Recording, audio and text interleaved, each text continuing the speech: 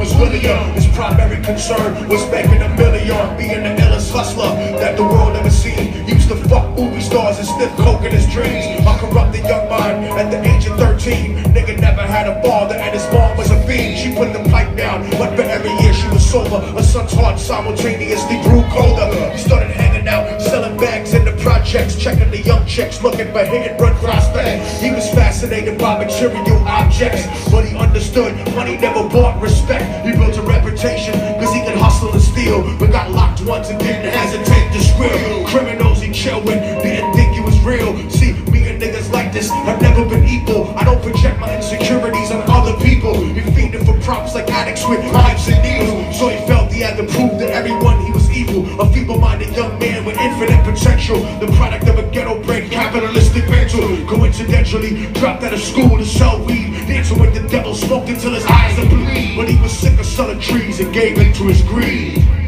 I gotta tell you about my little homie.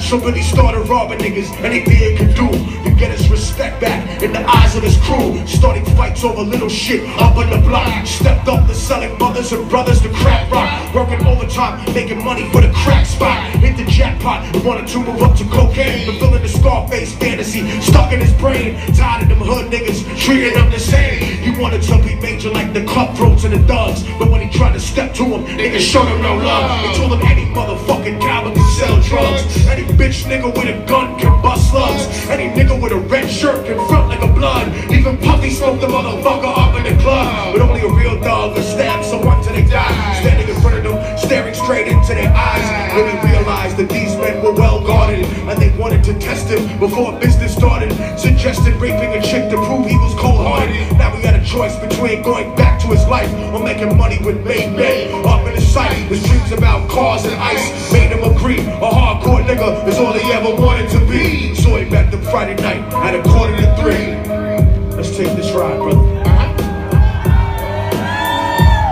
They rolled around the project slow while it was raining, smoking blunts, drinking and joking for entertainment, till they saw a woman on the street walking alone. 3 in the morning, coming back from work on her way home. So they quietly got out the car and followed her, walking through the projects. The darkness swallowed her. They wrapped a shirt around her head and knocked her onto the floor. This is it, kid. Now you got your chance to be raw. So Billy yoked her up and grabbed the chick by the hand and dragged her into a lobby that had nobody there. Struggled hard, but they forced her to go up the stairs. Got to the roof and then they held her down on the ground, yelling, "Shut the fuck up, stop moving around." The shirt covered her face, but she screamed and clawed. Billy stomped on the bitch till they broke in the jaw. The dirty bastards knew exactly what they were doing. They kicked her until they cracked the ribs and she stopped moving. Blood leaking through the cloth, she cried silently, and then they all proceeded to rape her violently. Billy was made to go first, but each of them took a turn, ripping her up and choking her till her throat burned. A broken jaw mumbled the card, but they weren't concerned. When they were done and she was lying bloody, broken and bruised, one of them niggas pulled out a brand new 22. He told them that she was a witness for what she gone through, and if he killed her, he was guaranteed a spot in the crew. He thought about it for a minute, she was practically dead, so he leaned over and put the gun right to her head.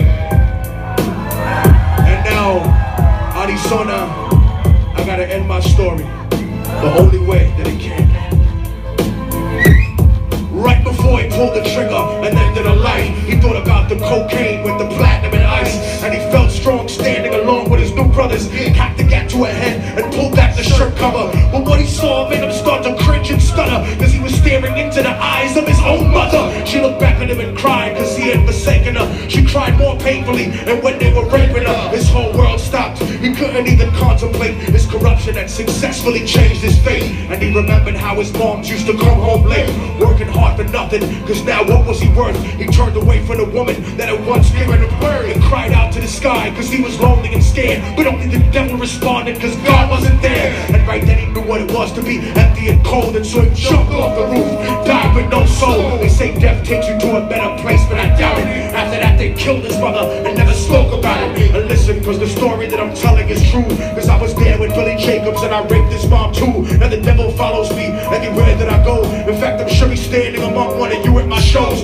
In every street cipher, listening to Little Doug's flow. He'll be standing right next to you and you wouldn't know. The devil grows inside the hearts of the selfish and wicked. White, brown, yellow, and black color is not restricted. You have a self-destructive destiny when you're inflicted, and you'll be one of God's children that fell from the top. There's no controversy because we're burning in the melting pot. So when the devil wants to dance with you, you better say never, cause the dance with the devil might last.